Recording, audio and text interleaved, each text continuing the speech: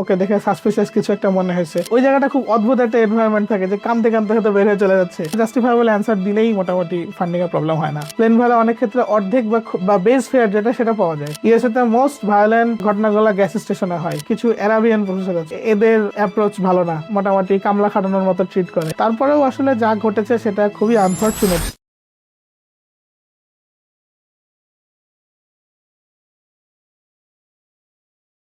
আপনাদের সবাইকে স্বাগতম এএম গ্লোবাল পাথওয়েজ প্রেজেন্ট আরইউএসসি সাইকাস্টের বিশেষ সিরিজ হায়ার স্টাডি সিরিজে আমি আছি আপনাদের সাথে সিরাজুম মনিরা প্রমা, এবং আমাদের সাথে অতিথি হিসেবে আছেন মোহাম্মদ রুহুল আমিন ভাই। বিগত পর্বগুলোতে আমরা জার্নির একেবারে শুরু থেকে ভিসা অ্যাপ্লিকেশন পর্যন্ত ধাপে ধাপে জানতে পেরেছি। আজকের আলোচনায় আমরা জানবো ভিসা থেকে ক্যারিয়ার আউটকাম পর্যন্ত, যেখানে বাস্তব যাত্রাটা আনফোল্ড হয়। ভাই, ভিসা প্রসেস শুরু করার জন্য কোন কোন ডকুমেন্টস গুলো রেডি রাখা উচিত? আচ্ছা, তো ইউজুয়ালি যেটা হয় যে প্রফেসর আমাকে ফান্ডিং দিল বা ফান্ডিং দেওয়ার জন্য প্রতিশ্রুতি দিল, তো এরপরে প্রফেসররা ফান্ডিং লেটার পাঠায়, বা যদি কোনো ডিপার্টমেন্টাল ফান্ডিং হয় সেক্ষেত্রে ফান্ডিং লেটার সাথে অফার লেটার পাঠায়। তো এই ফান্ডিং লেটার অফার লেটার এই দুইটার পরে ইউনিভার্সিটির পোর্টালে যে হচ্ছে বিশেষ করে ইন্টারন্যাশনাল অ্যাডমিশন সেন্টার বা গ্র্যাজুয়েট অ্যাডমিশন সেন্টার থেকে ওগুলোর পরে ওরা বলেই দেয় যে তুমি এই গ্র্যাজুয়েট অ্যাডমিশন সেন্টারে অ্যাপ্লাই করে I-20 জন্য অ্যাপ্লাই করো। তো I-20 হচ্ছে মোটামুটি মানে পরিচয়, যে পরিচয়টা দিয়ে আগামী সারা জীবন মানে বাকি সময়টা চলবে। I-20টা একটা ভিসার মতো। ভিসা তো হচ্ছে জাস্ট এন্ট্রি, মানে দেশে ঢোকার জন্য একটা স্টিকারের মতো বা স্ট্যাম্পের মতো একটা জিনিস, কিন্তু I-20টা সবসময় থাকবে। সো I-20টাই খুব একটা ভাইটাল ইম্পর্টেন্ট একটা ডকুমেন্ট। তো I-20 জন্য অ্যাপ্লাই করতে হয়। তো I-20 অ্যাপ্লাই করার জন্য ওই আমাদের দেশে যেমন ইউনিভার্সিটিতে যেরকম একটা ডকুমেন্ট বানাতে সময় লাগে, I-20তেও কিন্তু ডকুমেন্ট বানাতে মোটামুটি অ্যাটলিস্ট 1 মাস, কম করে 15 দিন, সর্বোচ্চ 3 মাস পর্যন্ত I-20 বানাতে ওরা সময় নিয়ে থাকে। তো I-20 জন্য অ্যাপ্লাই করতে হয়। সো তখন ওখানে ফান্ডিং লেটার সাবমিট দেয়, বা প্রফেসররা বলেই দেয় যদি ইন্টারনাল ফান্ডিং হয়। আর অনেক ক্ষেত্রে যেটা থাকে যে যদি সেলফ ফান্ডেড হয় বা অ্যাডিশনাল কোনো ফান্ড দেওয়া লাগে, যেমন বাংলাদেশের ক্ষেত্রে F2 বা ডিপেন্ডেন্ট নিয়ে গেলে সাথে তার জন্য একটা রিকোয়ার্ড একটা ফান্ডিং অ্যামাউন্ট সাথে স্টেটমেন্ট দেখাতে হয়। সো ওইটার জন্য একটা ব্যাংক স্টেটমেন্ট নিয়ে ওই গ্র্যাজুয়েট অ্যাডমিশন ওখানে জমা দিতে হয়। কিছু কিছু ক্ষেত্রে ভ্যাকসিন দেওয়া লাগে, যেমন হচ্ছে যে ওই ইউনিভার্সিটি যদি পলিসি থাকে যে এই ভ্যাকসিনেশন তোমার হওয়া থাকবে, সেই ক্ষেত্রে ভ্যাকসিনগুলো নিয়ে ভ্যাকসিনেশন সার্টিফিকেট সহ সবগুলো জমা দিয়ে I-20 জন্য অ্যাপ্লাই করতে হয়, পাসপোর্ট ইনফরমেশন সহ। সো এর আগে ধরে নিচ্ছি পাসপোর্ট সহ সবকিছু রেডি আছে। তো দেওয়ার পরে I-20টা ওরা পাঠায়। I-20 পাঠানো হলে I-20-র সাথে সেভিস নাম্বার থাকে। সো সেভিস ফি হচ্ছে সেভিসের পোর্টালে যে সেভিস ফি দিতে হয়। সেভিস হচ্ছে আমেরিকার জন্য যে সিস্টেম, যে ওদের গোয়েন্দা গভর্নেন্স মেবি ওটার মানে হোমল্যান্ড সিকিউরিটি থেকে টাকাটা নেয়, ওটার মানে ব্যাকগ্রাউন্ড চেকিং এর জন্য নেয়, বা ওভারঅল ওদের কি কাজ আছে ওরা ওটার জন্য নেয়। আর এর বাইরে ভিসা ফি আছে, যদি নিজে যায় তাহলে নিজের জন্য ভিসা ফি। এর পাশাপাশি হচ্ছে যদি ডিপেন্ডেন্ট নিয়ে যায় তার জন্য আলাদা ভিসা ফি। এই দিয়ে হচ্ছে আমাদেরকে ভিসার জন্য অ্যাপ্লাই করতে হবে। ভিসা অ্যাপ্লাই করার জন্য I-20 পেয়ে যাওয়ার পরে আমি হচ্ছে I-20 দিয়ে হচ্ছে সেভিস ফিটা দিয়ে দিলাম, এবং হচ্ছে ভিসার যে পোর্টাল, ভিসা পোর্টালের জন্য আমাদের DS-160 ফর্ম পূরণ করতে হয় আমেরিকার জন্য। তো DS-160 ফর্মটা হচ্ছে এরকম যে ওখানে আমার যেই যত ইনফরমেশন আছে সব ইনফরমেশনগুলো দেওয়া একটা ফর্মের মতো আর কি।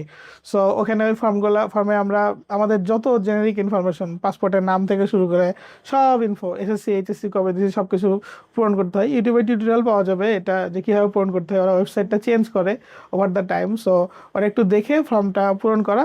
DS-160 পূরণ করার পরে একটা রেফারেন্স নাম্বার পাওয়া যায়, সেই নাম্বারের উপর বেস করে US ট্রাভেল ডক্স নামে একটা ওয়েবসাইট আছে, ওখানে হচ্ছে ইউজুয়ালি ট্রাভেলের শিডিউলিং করতে হয়, যে ওখানে যে ভিসা ফি দিতে হয় ওই DS নাম্বার থেকে। যদি সাথে F2 যায় তার জন্য DS-160 একটা পূরণ করতে হয়। সো দুইটা মিলে একসাথে একটা ভিসা শিডিউলিং মানে ইন্টারভিউ শিডিউলিংয়ের জন্য ফর্ম পূরণ করতে হয়, ভিসা ফি দিতে হয়। সো ভিসা ফি বাংলাদেশ থেকে EBL থেকে দেওয়া যায়, অথবা যে কোনো ব্যাংক থেকে BF10 করে দেওয়া যায়, EBL এ ওদের মেইন অ্যাকাউন্টটা। তারপরে হচ্ছে ওখান থেকে দেওয়ার পরে ওরা একটা ভিসা ডেট দেয়। তো এখন আসলে ভিসার খুব একটা প্রবলেম নাই এখন আমেরিকার, যেহেতু ইমিগ্রেন্ট ভিসাগুলো বন্ধ আছে, ওই জন্য আমাদের স্টুডেন্ট ভিসার জন্য এই বছর খুব পরে অ্যাপ্লাই করলেও ভিসা ওরা পেয়ে যাচ্ছে, মানে খুব একটা কিউ অত বড় না। বাট নর্মাল টাইমে আসলে অনেক ভিসা থাকে, ভিসা কিউ অনেক বড় হয়। তো তখন কি হয় যে শুধু নর্মাল যে ডেটটা পাওয়া যায়, দেখা যায় আমার প্রোগ্রাম শুরু হচ্ছে তো আগস্টের 24 তারিখে, আমার সামনে বছরের জানুয়ারিতে ভিসা ইন্টারভিউ ডেট পড়েছে।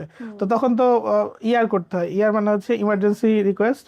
তো ওই আলাদা করে আরেকটা অ্যাপ্লিকেশন করতে হয় যে আমার ভিসা, যেহেতু আমার ক্লাস শুরু এই ডেট, আমাকে এর আগে একটা ভিসার জন্য ডেট দেন। ফুল ফান্ডেড হলে বা এ ধরনের ইমার্জেন্সি ক্রাইটেরিয়া থাকলে ওরা ইয়ার অ্যাপ্রুভ করে। সো ইয়ার রিকোয়েস্টটা হচ্ছে ইউজুয়ালি ফুল ফান্ডের জন্য এটা খুব কোনো প্রবলেম না, ওই সার্ভিস ফিটি সব দিয়ে, সব ডকুমেন্ট সাথে দিয়ে, ফান্ডিং লেটার, অফার লেটার, এই সব ডকুমেন্টগুলো দিয়ে প্রফেসর থেকে একটা নেওয়া যায়, ভিসা সাপোর্ট লেটার বলে। এটা জেনেরিক, অনেক ক্ষেত্রে ভিসা সাপোর্ট লেটার ছাড়াও হয়, অনেক ক্ষেত্রে ভিসা সাপোর্ট লেটার থাকলে ভালো। প্রফেসর একটা লিখে দেয় যে এরকম যে আমি এই ইউনিভার্সিটিতে, আমি অমুক, আমি ওকে ফান্ড দিচ্ছি, ওর ক্লাস শুরু হবে এত, ওকে দ্রুত পাঠিয়ে দেওয়া হোক, এরকম টাইপের। তো প্রফেসর একটা লেটার, ওই লেটারটা নিয়ে সবকিছু সব ইয়ারের জন্য অ্যাপ্লাই করলে ইমার্জেন্সি রিকোয়েস্ট দিয়ে দেয়। ইমার্জেন্সি রিকোয়েস্ট দিয়ে দিলে দেখা যায় যে মোটামুটি এর মধ্যেই নেক্সট যে ইমার্জেন্সি ফাঁকা স্লট থাকে সেই স্লটে আর কি ইন্টারভিউ ডেট পড়ে।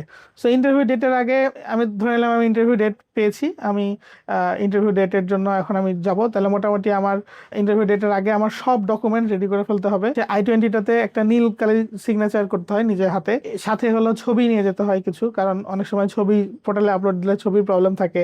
সো এবং বেসিক যা যা ডকুমেন্ট, যত ডকুমেন্ট আছে সবকিছু নিয়ে যাওয়া উচিত। সবচেয়ে মোস্ট ইম্পর্টেন্ট ডকুমেন্ট হচ্ছে পাসপোর্ট, প্রিভিয়াস যদি কোনো পাসপোর্ট থাকে সেই পাসপোর্টগুলো নিয়ে যাওয়া, এবং হচ্ছে I-20টা নিয়ে যাওয়া, এবং যে শিডিউলিং এর যে লেটারটা দেয়, অ্যাপয়েন্টমেন্ট লেটারটা দেয় ভিসা অফিস থেকে, ওই পোর্টাল থেকে সেটা নেওয়া।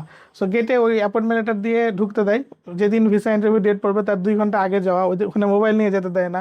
সো মোবাইল ছাড়া বাইরে কাউকে মোবাইল টোবাইল দিয়ে যাওয়া, বা ফ্যামিলি মেম্বারকে যদি বাইরে দাঁড়ায় থাকে ফোন হাতে নিয়ে, বাইরে দাঁড়ায় থাকতে দেয় না, তবে ধরে নিলাম যে বাইরে কেউ একজন একটু দূরে হয়তো দাঁড়ায় থাকবে। ইউজুয়ালি একটা বিশাল কিউ থাকে, তো ওই কিউ পার হয়ে পাসপোর্ট জমা দিয়ে, পাসপোর্টে প্রথমে স্টিকার দেয়, তারপরে হচ্ছে ইন্টারভিউ হয়। ইন্টারভিউ প্রসেসে ইউজুয়ালি ফুল ফান্ডেডের জন্য ইন্টারভিউ প্রসেস খুবই ইজিয়ার, একটু প্রিপারেশন নিয়ে যাওয়া উচিত। প্রিভিয়াস যারা ইন্টারভিউ দেয় তাদের কি ধরনের প্রশ্ন করে, প্রশ্ন খুব ইউজুয়ালি এরকম প্রশ্ন করে যে তুমি কেন এই প্রোগ্রামে অ্যাপ্লাই করছো, তুমি ওখানে যে কি নিয়ে পড়াশোনা করছো, তোমার রিসার্চ টাইটেল কি, এরকম টাইপের উত্তরগুলো এক লাইনে দেওয়ার চেষ্টা করা এবং খুব কনফিডেন্সের সাথে দেওয়া। আসলে যে ওইখানে ইন্টারভিউ অফিসার থাকে ওরা সাইকোলজিস্ট টাইপের, সো ওরা ওই সময় 2-3 মিনিটের মধ্যেই, মানে অনেক মানুষ থাকে তো, ওরা 2-3 মিনিটের মধ্যে জাজ করার ট্রাই করে। সো ওই 2-3 মিনিটের মধ্যেই আমার উত্তরের উপরেই জাজ করবে যে আমি আসলে লেজিট নাকি ফেক। ওদের কাজ হচ্ছে আসলে ফেক কেউ যেন ভিসা না পায় এটা চেক করা। সো ইউজুয়ালি ওই ধরনের 2-একটা প্রশ্ন করলেই বুঝে যায়। অনেকে হয়তো সাথে ওয়াইফ থাকলে ওয়াইফকে জিজ্ঞাসা করে যে কেন যেতে চাচ্ছ বা কি প্ল্যান, উত্তর থাকে এরকম জেনেরিক যে আমি সাপোর্ট দিতে যাই। সো এমনি গ্রুপগুলোতে ভিসা ইন্টারভিউ এক্সপিরিয়েন্স দেয় এরকম, ওগুলো একটু দেখলে একটু মোটামুটি প্রিপেয়ার করলে হয়। আগে থেকে একটু, আমাদের তো ইংরেজির প্রতি ভয় থাকে, একটু যদি আগে থেকে একটু প্রিপেয়ার হয়ে যাওয়া যায়। তারপরে আরো কিছু প্রশ্ন করে যে তোমার ফিউচার প্ল্যান কি, তুমি এখান থেকে তুমি আসলে কি করবা, তুমি কি দেশে ফিরে আসবা নাকি হচ্ছে তুমি ওখানে থাকবা। তো ইউজুয়ালি আমরা সবাই আনসার দিই যে আমরা দেশে ফিরে এসে ভার্সিটি টিচার হবো। তো হচ্ছে এই ধরনের একটা অ্যান্সার, কান্ট্রিটা একটা অ্যান্সার দেওয়া উচিত। পরে তুমি কি করবে সেটা পরের বিষয়, তুমি ওখানে গ্রিন কার্ড পাবা না কি করবে সেটা পরের বিষয়, বাট কান্ট্রিটাই একটা অ্যান্সার ইউজুয়ালি দেয় কনভেনশন। এখন তো মানে সোশ্যাল মিডিয়া স্ক্রিনিং এ পাঠাই, সোশ্যাল মিডিয়ার যে পোর্টালগুলো থাকে নিজস্ব, ওটা লিঙ্কগুলো ওই DS-160 ফর্মে পাবলিকলি অ্যাভেলেবল করে রাখতে হয় আগে থেকে। তারপরে হচ্ছে VFS দিয়ে ওরা হচ্ছে পাসপোর্টটা পাঠিয়ে দেয়। সো মোটামুটি স্ট্রেট ফরওয়ার্ড, যদি ফান্ডিং থাকে, সবকিছু যদি ঠিকঠাক থাকে। অনেকের ক্ষেত্রেই হালকা কিছু ফান্ডিং ডেফিসিট থাকে, সেই ক্ষেত্রে একটা স্টেটমেন্ট দেখাতে হয়। $3-4 হাজার, $5,000 কম বেশি থাকলে ফুল ফান্ডেডের ক্ষেত্রে খুব একটা ঝামেলা করে না, বা ওই স্টেটমেন্ট দেখাই দিলে ওটা, এই অ্যামাউন্টটা আসলে খুব বড় অ্যামাউন্ট না। তো মোটামুটি ফান্ডেড হলে মানে অ্যাকসেপ্ট হওয়ার চান্স, ভিসা পাওয়ার চান্স অনেক বেশি। 2-একটা হাতে গোনা হয়তো রিজেক্ট হয়, হয়তো ও কনফিউজড হয়ে গেছে, উত্তর ভালো দেয় নাই, বা হচ্ছে যে ওকে দেখে সাসপিশিয়াস কিছু একটা মনে হয়েছে। খুবই রেয়ার এগুলো আসলে। ভাই ইন্টারভিউ ফেজটা অনেক ক্রিটিক্যাল, তো ইন্টারভিউর জন্য কিভাবে প্রিপারেশন রাখা উচিত?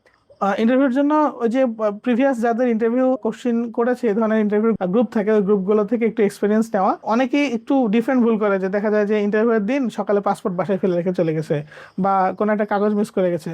প্যানিক না করা। ইন্টারভিউর ওখানে অনেকে হচ্ছে কি যে আমার সামনে তোমাকে একজনকে ভিসা রিজেক্ট করে দিল।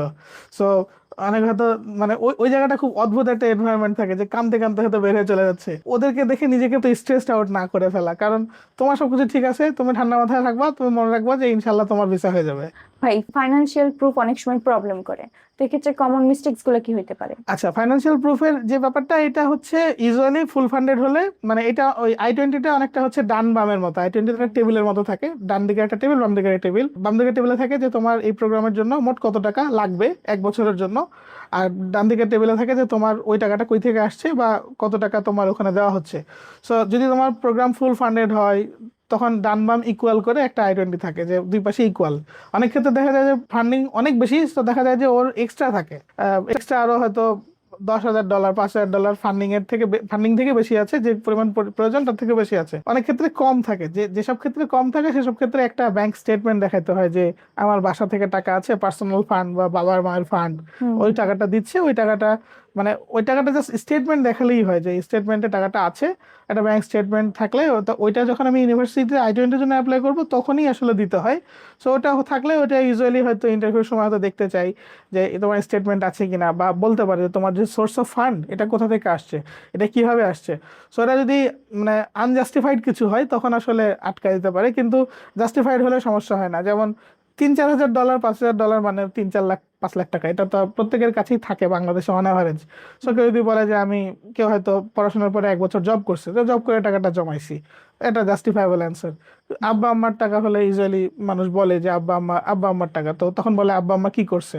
তো যদি একটা ওরকম জব হয় যে জবটা থেকে বোঝা যায় যে এই ধরনের জব করে টাকা ইনকাম করা যায়, সো এই অ্যামাউন্টগুলো খুব ছোট অ্যামাউন্ট, সো ওটার জন্য খুব একটা ঝামেলা হয় না। তো এরকম একটা জাস্টিফাইবল অ্যান্সার দিলেই মোটামুটি ফান্ডিং এর প্রবলেম হয় না। আচ্ছা ভাই, এখন ধরলাম আমার ভিসা হয়ে গেছে, এখন ভিসা থেকে এয়ারপ্লেন পর্যন্ত কি কি প্রিপারেশন রাখা উচিত? আচ্ছা, এখানে অনেক কিছু করার আছে। যেমন হচ্ছে প্রথমত হলো কয়েকটা ফ্যাক্টর। প্লেনে যে যাব, প্লেন ভাড়ার জন্য প্লেন যদি আমরা 6 মাস বা 3 মাস আগে কাটি, 3 মাসও না, 3 মাসের বেশি যদি আগে কাটতে পারি, প্লেন ভাড়া অনেক ক্ষেত্রে অর্ধেক বা বেস ফেয়ার যেটা সেটা পাওয়া যায়। যেমন বাংলাদেশ থেকে আমেরিকার রাউন্ড ফেয়ার হয় $800, মানে যাবো আসবো এরকম নর্মাল টাইমে কাটলে। তো কিন্তু দেখা যায় যে আমরা যে সময় যাই তো লাস্ট মোমেন্টে ভিসা পাই, তখন দেখা যায় যে ভিসা ফিটা অনেক হয়ে যায়, প্লেন ভাড়া অনেক হয়ে যায়, মোটামুটি দেখা যাচ্ছে $800, আমার সিঙ্গেল ফেয়ারই $1,000-1,200 পড়ে যায়। তো মানে ডবলেরও বেশি, তো আমরা বাধ্য হয়ে অনেকগুলো টাকা খরচ করি। তো যদি এরকম করে আগে থেকে টিকিট কেটে রাখা যায়, মানে এরকম কিন্তু অনেক পোর্টাল আছে যেখান থেকে টিকিট আগে থেকে কাটা যায়, যে আমি ভিসা পাইনি কিন্তু আমি টিকিট বুকিং দিয়ে রাখলাম, যে আমি একটা অ্যাপ্রক্সিমেট ডেট ধরলাম, ওই ইউনিভার্সিটিতে আমার চান্স হতে পারে, ওই ইউনিভার্সিটিতে আমার ক্লাস শুরু হবে এত তারিখে, ওয়েবসাইটে লেখা আছে। সো আমি ওই ইউনিভার্সিটির এত তারিখের ডেটের জন্য হয়তো আমার $400 বা $500 একটা টিকিট আমি আগে থেকেই একটা বুকিং মানি সহ এমনভাবে টিকিটটা কাটবো যেন ওই টিকিটটা আমি যদি রিপ্লেস করি আমাকে ফুল রিফান্ড দিবে, হয়তো $100 জরিমানা নিবে, বা হচ্ছে আমার যদি টিকিটটা রিশিডিউল করতে হয় ওই অপশনটা আছে, ওইভাবে দেখে আমি ওই টিকিটটা ভাবে কেটে রাখবো। দুই হচ্ছে মোটামুটি সব প্লেনই হচ্ছে স্টুডেন্টের জন্য 10% ছাড় দেয়। সো I-20 দেখালে 10% ছাড়ে কিন্তু টিকিট পাওয়া যায় প্লেনের ওয়েবসাইট থেকে, ওদের কাছে স্টুডেন্ট অ্যাকাউন্ট করে। সো এটা একটা বুদ্ধি। আর একটা হচ্ছে প্লেনের টিকিট কাটার আগে ওই যে একটু অঙ্ক করে, একটু পড়াশোনা করে, একটু কোনটাতে আসলে লো কস্ট একটু বের করে দেখা, এবং হচ্ছে যে কোন এয়ারলাইন্সে কতগুলা ট্রানজিট আছে, কোন এয়ারলাইন্স টাইমে পিক করবো ওটা একটু ঠিকঠাক মতো পিক করে নেওয়া। এটা গেল টিকিট কাটা। 2 নম্বর হচ্ছে ইউএসএ তে তো বাসা ভাড়া করতে হবে বা লিজ নিতে হবে। তো এটা একটা বড় ফ্যাক্ট যে আমি তো যে ইউজুয়ালি আমাদের প্রত্যেকেরই মানে কেউ ফ্যামিলি মেম্বাররা থাকে না, যদি ওই সাইডে কেউ থাকে তাহলে তার থেকে হেল্প নেওয়া যায়, বা যদি কোনো বন্ধু বান্ধব থাকে ওই ওই ইউনিভার্সিটিতে বা পরিচিত বড় ভাই থাকে তাহলে তার থেকে হেল্প নেওয়া যায়। আর যদি কেউই না থাকে সেই ক্ষেত্রে কিন্তু বাংলাদেশ থেকেই একটা বাসা ভাড়া করে লিজ নিতে হয়, লিজ নিয়ে হচ্ছে যেতে হয়। সো এবং অনেক ক্ষেত্রে দেখা যায় যে অ্যাডভান্স 3 মাসে অ্যাডভান্স দিয়ে ফেলতে হয় বাসা ভাড়া, বা কন্ট্রাক্টটা সাইন করতে হয়। তো বাংলাদেশ থেকে খুবই স্বাভাবিক, মানে বাংলাদেশে যদি আমি রাজশাহীতে বসে থেকে সিলেটে একটা বাসা ভাড়া করি, বাসা না দেখে আমার বাসা পছন্দ হওয়ার প্রবাবিলিটি কিন্তু অনেক কম।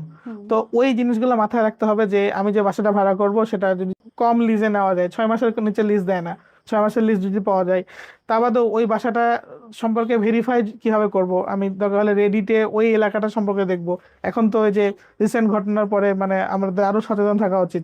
ইউজুয়ালি শেয়ার্ড অ্যাপার্টমেন্ট যদি হয় সেই ক্ষেত্রে আমার রুমমেট কেমন হবে, বা ওইখানকার কালচার কিরকম, ক্যাম্পাস থেকে কত কাছে, ওই এলাকাটা আসলে কিরকম। প্রত্যেকটা শহরে ডাউনটাউন বলে একটা জায়গা থাকে, ডাউনটাউনে ইউজুয়ালি থাকা উচিত না।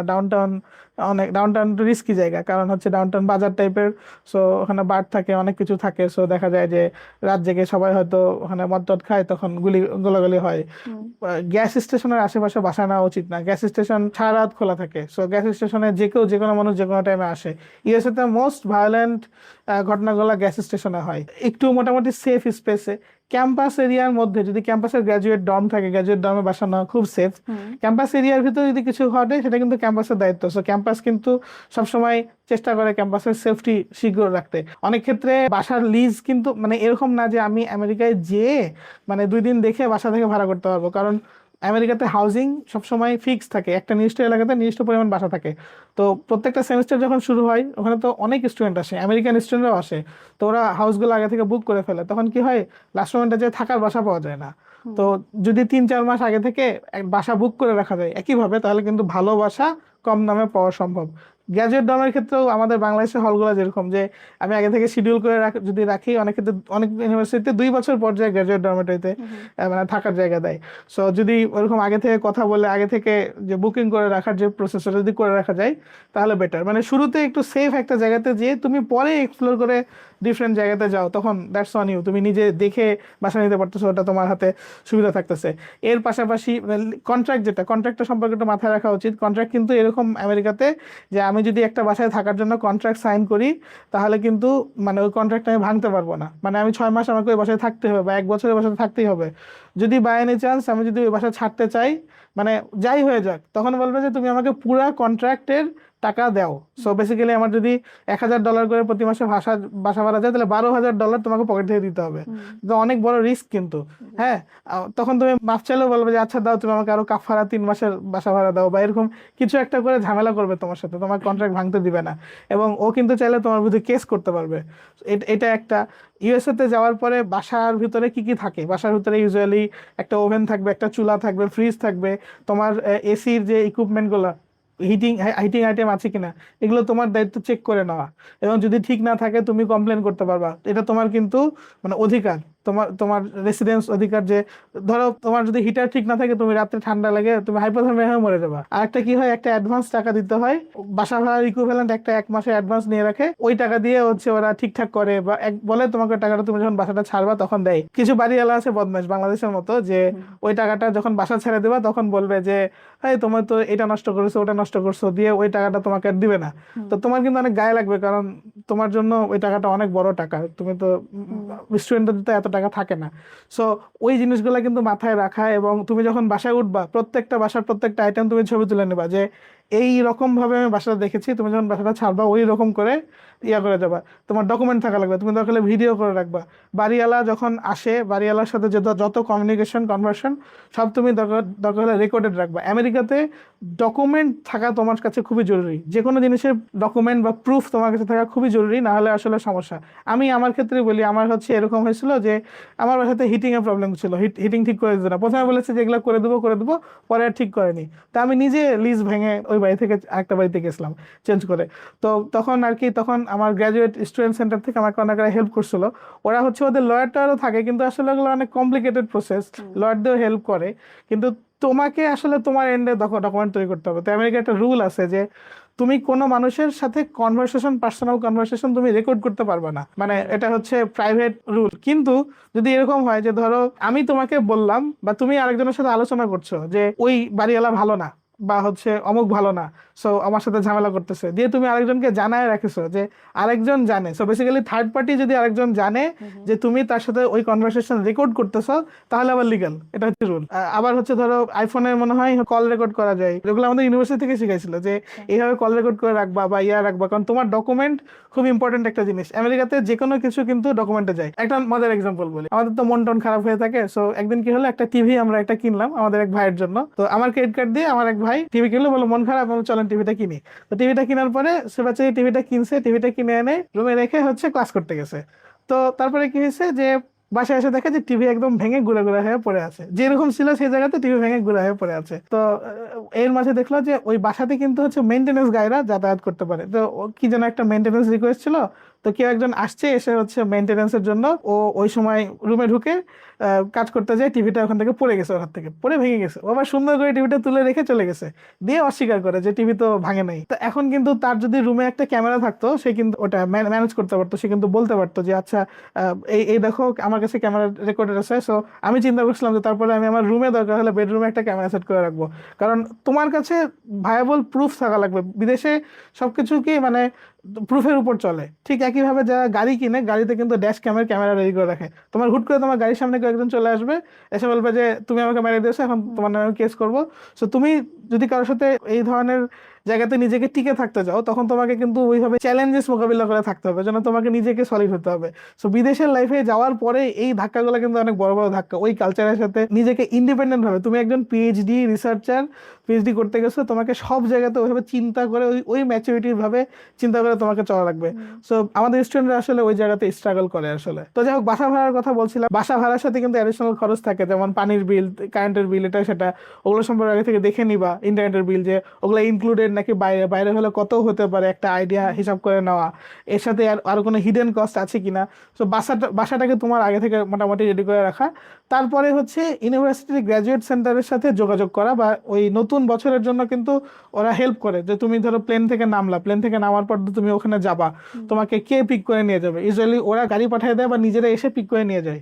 হ্যাঁ, সো ওইভাবে ওদের সাথে যোগাযোগ করে রাখা, যত বেশি কমিউনিকেট করা যায়, কারণ আইদার বাংলাদেশি কমিউনিটির কারোর সাথে কারো হেল্প নেওয়া, অথবা ওই কমিউনিটির কারো থেকে হেল্প নেওয়া।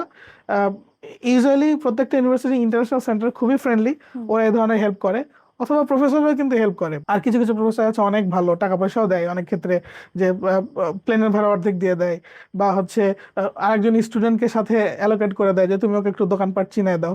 তবে ইউএসএ তে কি, মানে আমাদের দেশের মতো এরকম আতিথেয়তা কালচার নাই এত, যে আমরা যেরকম একটা মানুষ আসলে একদম এলাকা ঘুরাই নিয়ে দেখাবো, এই করবো সে করবো, ওরকম না। ওরা খুবই ফর্মাল টাইপের, পুরো পৃথিবী সম্ভবত এরকম টাইপের। সো তুমি হয়তো অনেক কিছু এক্সপেক্ট করলে হবে না। তুমি যদি না খেয়ে যাও, তোমাকে হয়তো জিজ্ঞাসাও করবে না যে তুমি খাওয়া দাওয়া করে আসছো কিনা। তোমাকে ওই মেন্টালিটিটা নিয়ে যাইতে হবে আর কি, এবং এটাই হচ্ছে কালচারাল শক। এটা নিয়ে হয়তো পরে আমরা কথা বলবো। মোটামুটি তোমার বাসা যদি ঠিকঠাক থাকে, তারপরে প্লেন ভাড়া, এর মাঝে তোমার নিজস্ব কিছু বাজার করে ফেলা দরকার। তুমি ইউজুয়ালি 35 কেজি দুইটা ব্যাগ নিয়ে যেতে পারবে, 35 কেজি বা 25 কেজি, ওর মধ্যে তোমার ব্যাগের একটা ওজন আছে, ব্যাগের ওজনের পরে তুমি কিছু জিনিস নিয়ে যেতে পারবা। সো বেসিক্যালি আমাদের সারা জীবনকে আমাদের ওই দুই ব্যাগের মধ্যে নিয়ে যেতে হয়। এটা অনেক বড় একটা চ্যালেঞ্জ। তুমি যে জায়গায় যাচ্ছ সেখানকার এনভায়রনমেন্ট কিরকম, ওয়েদার কিরকম। বাংলাদেশের কিছু পজিটিভ অ্যাডভান্টেজ আছে, যেমন হচ্ছে তোমার বাংলাদেশের শীতকালীন কাপড় চোপড় অনেক কম খরচে পাওয়া যায়। সো হাতে হয়তো সাথে দুই একটা নিয়ে গেলা, তোমার জন্য কমফোর্টেবল যেসব জিনিস আছে, তোমার ওষুধ যেগুলো নিয়ে যাওয়া দরকার, হয়তো আমেরিকাতে প্রেসক্রিপশন ছাড়া ওষুধ দিবে না, মোস্ট দেশেই তাই।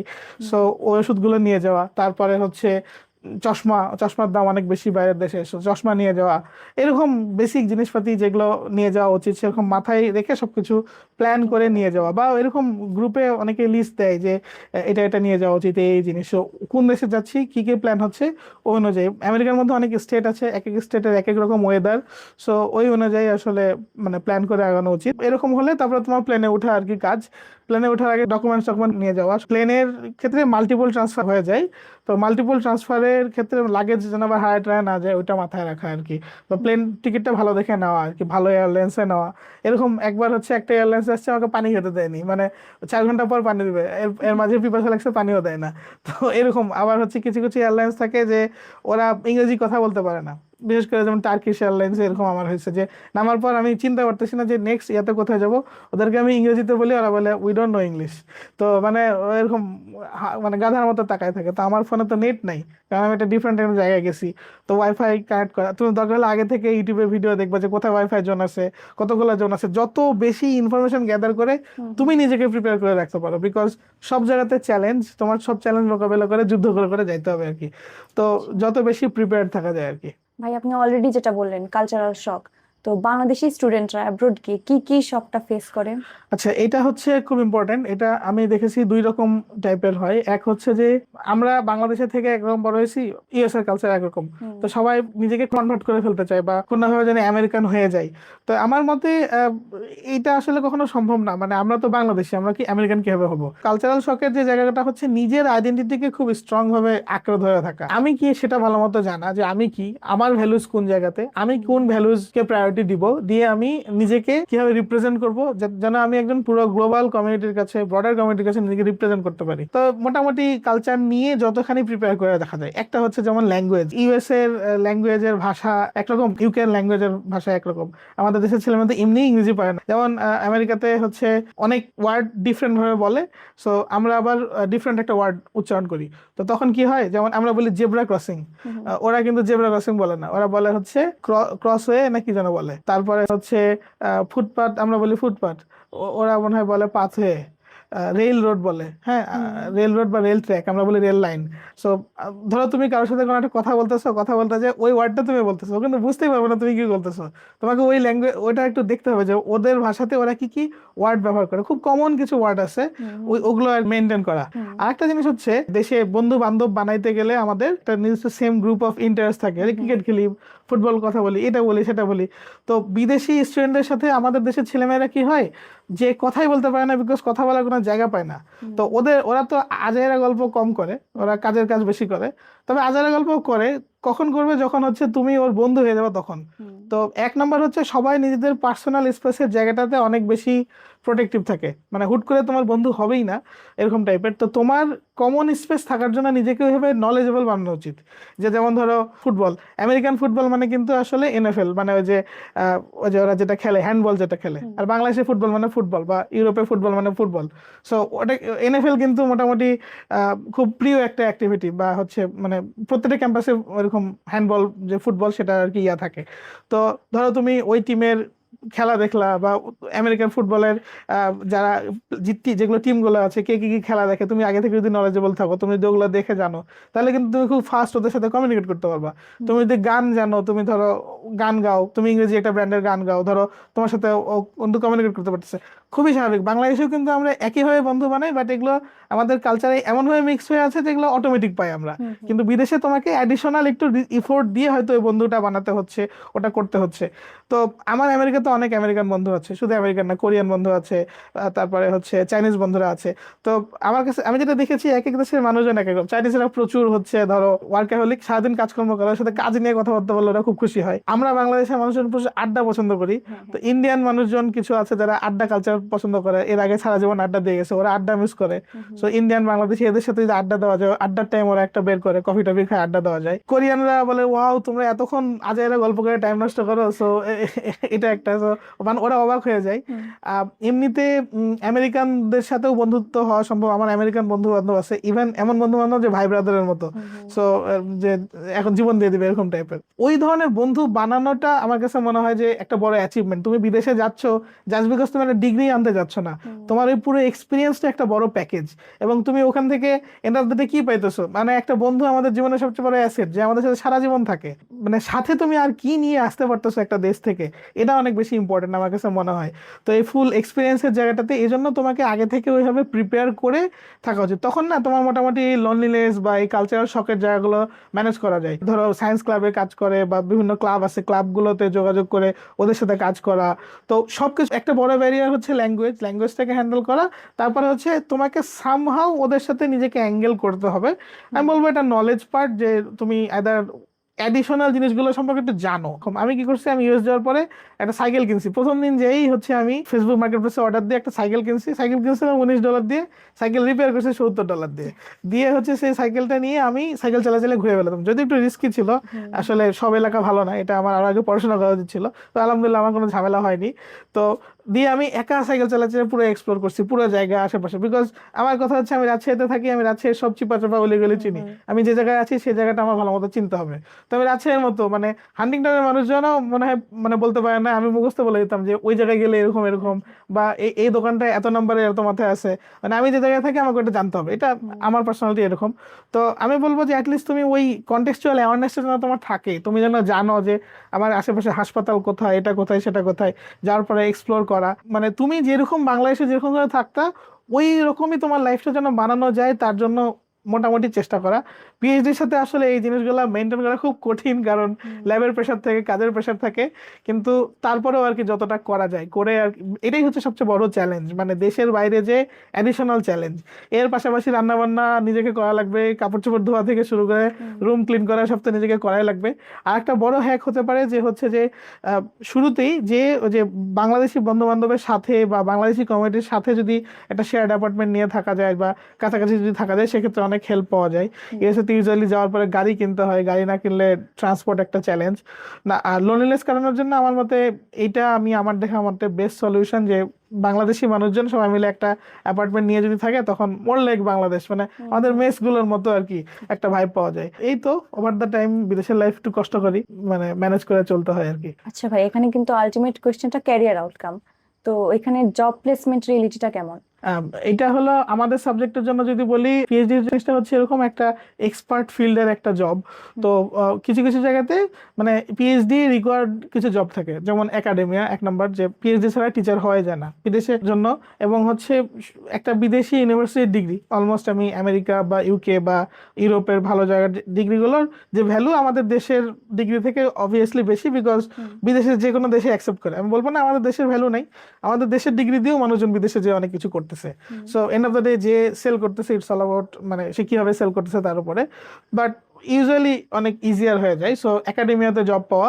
এছাড়া ইন্ডাস্ট্রিতেও জব থাকে, কিন্তু একটা জিনিস যেটা আমি শুনেছি, আমি তো পিএইচডি এখনো শেষ করিনি, কিন্তু যেটা হচ্ছে যে ইন্ডাস্ট্রি স্ট্যান্ডার্ড মেনটেন করে, রিকোয়ারমেন্ট মেনটেন করে কিন্তু জবের জন্য তখনও নিজেকে ইন্ডাস্ট্রির সাথে মিল রেখে আগে থেকে আগানো উচিত। কারণ না হলে কি হয় যে ইন্ডাস্ট্রি রিকোয়ারমেন্ট একদিকে, আমি হয়তো ডিফারেন্ট দিকে আছি, বা আমার রিসার্চ তো খুব নিশ একটা ফিল্ডে আছে, তো হয়তো অ্যালাইনমেন্ট নেই, তখন অনেকে আবার জব পায় না। আর এক এক সময় ইকোনমির এক এক রকম অবস্থা থাকে, জব ক্রাইসিস কিছু তৈরি হয়। সো ওটার জন্য আগে থেকে যদি নিজেকে পিএইচডি টাইমে প্রিপেয়ার করে রাখা যায়। তা বাদে দেশে অনেকে ব্যাক করতে পারে, দেশে অনেকে ব্যাক করে, সেক্ষেত্রে জব অপরচুনিটিস থাকে, বিভিন্ন দেশে জব অপরচুনিটিস থাকে। তো মোটামুটি ধরে নেওয়া যায় পিএইচডি এমনি খারাপ না, মানে মোটামুটি পিএইচডি করলে অনেকে মাস্টার্স নিয়ে বের হয়ে যায়, মাস্টার্স নিয়ে বের হলে অনেক জব অপরচুনিটিস থাকে। তো এটা এক এক দেশের উপর মোটামুটি নির্ভর করে, তবে আমি এরকম দেখিনি যে কেউ পিএইচডি করে বসে আছে, কিছু না কিছু একটা হয়েই যায়। আচ্ছা ভাই, পিআর বা সেটেলমেন্ট নিয়ে? আচ্ছা, পিআর বা সেটেলমেন্ট নিয়ে এক এক দেশে এক এক রকম নিয়ম, বাট মোটামুটি পিএইচডি যদি করে, পিএইচডি করা মানুষের জন্য পৃথিবীর বিভিন্ন দেশে এই ধরনের গ্রিন কার্ড বা পিআর পাওয়া সহজ হয়ে যায়। আমেরিকার জন্য আমরা যেই লাইনে যাই, আমাদের জন্য একটা ইজিয়ার রুট আছে, সেটাকে বলা হচ্ছে এনআইডব্লিউ, ন্যাশনাল ইন্টারেস্ট ওয়েভার। কয়েকটা গ্রুপ আছে, এনআইডব্লিউর কি যেন টার্ম বলে আমি ভুলে গেছি। সো ওটা মানে সেকেন্ড গ্রুপটা হচ্ছে এরকম যে কারো যদি হচ্ছে তার যদি মাস্টার্স বা পিএইচডি থাকে, এই ধরনের অ্যাডভান্স এবং রিসার্চ ওয়ার্ক থাকে যেগুলো আমেরিকান ন্যাশনাল ইন্টারেস্টে কাজ করে, তাহলে ওরা অ্যাপ্লাই করলে ভিসা দিয়ে দেয়, মানে খুব ইজি রুটে আর কি ডিরেক্ট গ্রিন কার্ড পাওয়া যায়। তো হচ্ছে এখন অবস্থা বলতে পারবো না, এখন একটু ডিফারেন্ট পলিসি টলিসির জন্য, বাট এর আগের সরকার পর্যন্ত এরকমই ছিল। তো এটা হয়তো এখনো হয়তো পাবে মানুষজন যদি ভালো, সো বেসিক্যালি কিছু রিসার্চ পেপার থাকতে হয়। অনেকে বলে রিসার্চ সাইটেশন 100-র মতো থাকলে ভালো, এমন না যে 100 থাকা লাগবে, কিছু ভালো রিসার্চ পেপার থাকলেই হয় আর কি, রিসার্চ ওয়ার্ক। আর প্রোফাইল, যে কেউ পিএইচডি প্রোগ্রামে এনরোল আছে, ইউজুয়ালি মানুষজন 3 বছর পর বা পিএইচডি প্রোগ্রামে এনরোল থাকতে থাকতে গ্রিন কার্ডের জন্য অ্যাপ্লাই করে, তখন গ্রিন কার্ড পেয়ে যায়, তারপরে একটা টাইমে যায় সিটিজেনশিপ পায়। সো পিএইচডি প্রোগ্রামের জন্য এটা একটা সুবিধা, যেটা হচ্ছে মানে নর্মাল জব রুটে গেলেই হয়, প্রথমে হচ্ছে H1B-তে থাকে, H1B রিনিউ করতে হয়। সো আমেরিকার জন্য এটা আমি খুব ভালো মতো বলতে পারি। তা বাদে আমি অনেককে দেখেছি যে ডিরেক্ট হচ্ছে পিএইচডি করেছে অস্ট্রেলিয়া থেকে, মানে ডিরেক্ট হচ্ছে এনআরডব্লিউতে অ্যাপ্লাই করে ইউএসএতে চলে আসছে। বা হচ্ছে এরকম অনেকে আছে যে অন্য দেশে অ্যাপ্লাই করছে, সুইডেনে পড়াশোনা করছে, পিএইচডি করছে, পোস্টডক করছে, অন্য একটা দেশ তাকে অফার দিয়ে ডেকে নিয়ে যায়, সিটিজেনশিপ দিয়েছে, যদি খুব ভালো কাজ করে, ওই দেশের ন্যাশনাল ইন্টারেস্টের সাথে কাজ যায়, এরকম টাইপের। তো মোটামুটি স্কলার বা রিসার্চারদের জন্য মোটামুটি পুরো পৃথিবীর রাস্তা একটু কম্পারেটিভলি ইজিয়ার, বিকজ রিসার্চারদের সংখ্যা পুরো পৃথিবীতে আসলে কম। সো ওই অ্যাসপেক্টে আসলে একটা ভালো অ্যাপ্রোচ হিসাবে কাজ করে আর কি। আমি পিএইচডি শেষ করলাম, এখন আমার ক্যারিয়ার আউটকামটা কোথায়? আচ্ছা, পিএইচডির পরে ক্যারিয়ার আউটকাম, এটা উত্তরটা খুব স্পেসিফিক ভাবে বলতে পারবো আমার ফিল্ডের জন্য। যেমন আমার ফিল্ডের জন্য একটা হচ্ছে যে ইউজুয়ালি আমাদের সফটওয়্যার ইঞ্জিনিয়ারিং বিভিন্ন সফটওয়্যার কোম্পানি আছে, এসব জায়গাতে রিসার্চার হিসাবে জব পাওয়া যায়। বিশেষ করে আমাদের ফিল্ড বলতে ইঞ্জিনিয়ারিং অ্যাসপেক্টেই বলা যেতে পারে, যে ওখানে অনেক হাই স্যালারি থাকে, যেমন ধরো গুগল আছে, মাইক্রোসফট আছে, টেসলা আছে, এরকম আরো বড় বড় কোম্পানি আছে পুরো পৃথিবীতে, ধরো ইউরোপে আছে, আমেরিকাতে আছে। তো এইসব টপ জায়গাতে তুমি জব পাবা, এগুলোর স্যালারি অনেক ভালো, কিন্তু ওই যে কয়েকদিন পর রেখে হয়তো বের করে দিতে পারে, বিকজ এদের জবের কোনো স্টেবিলিটি নাই, কিন্তু অনেক টাকা বেতন দেয়। এরপরে হচ্ছে একটা স্টেবল রুট হচ্ছে তোমার একাডেমিয়া, যে ধরো যে তুমি চাইলে ভার্সিটি টিচার হতে পারবো, মোটামুটি ভালো তোমার যদি রিসার্চ ওয়ার্ক থাকে, ওটা কিন্তু বেশ কম্পিটিটিভ। মানে ভার্সিটি টিচার হয় কিন্তু আমেরিকাতে কম্পিটিটিভ, মানে পিএইচডি করার জন্য 3টা পেপার থাকলেই হয়, কিন্তু 3টা পেপার দিয়ে সবাই যে টিচার হয়ে যাবে এরকম না। আমি যেটা শুনছি যে মোটামুটি মানে টিচাররাই বলে, যদি তোমাকে টিচার হতে হয় তোমাকে অ্যাটলিস্ট 10-15টা পেপার করতে হবে, তোমার প্রচুর রিসার্চ ওয়ার্ক থাকতে হবে, যেন তুমি ওই কম্পিটিশনে প্রতি বছর যতগুলো পিএইচডি স্টুডেন্ট বের হচ্ছে তার থেকে তুমি আর কি আগায় থাকো। 3 নম্বর হচ্ছে অনেকটা এরকম যে টপ স্কুলগুলো থেকে যারা পিএইচডি করে তারা একটু নিচের দিকের স্কুলগুলোর টিচার হয়। সো একটা র্যাঙ্কিং আছে। সো যদি খুব ভালো স্কুল থেকে পিএইচডি করে বের হওয়া যায় তখন একটু নিচের দিকে স্কুলের টিচার হওয়া যায়। এর মানে এই না যে আমি একদম নিচের স্কুলে পড়ি তাহলে আমি টিচার হতে পারবো না। সেসব ক্ষেত্রে হয়তো একটু পোস্ট ডক করে বা হয়তো একটু রিসার্চ এক্সপিরিয়েন্স নেয়। ওই স্পেসিফিক মানে রিসার্চের কাজগুলো না খুব নিশ হয়। পিএইচডি একদম একটা ফিল্ডের মধ্যে ঢুকে যাওয়া, যে ওই ফিল্ডের এক্সপার্ট হওয়া।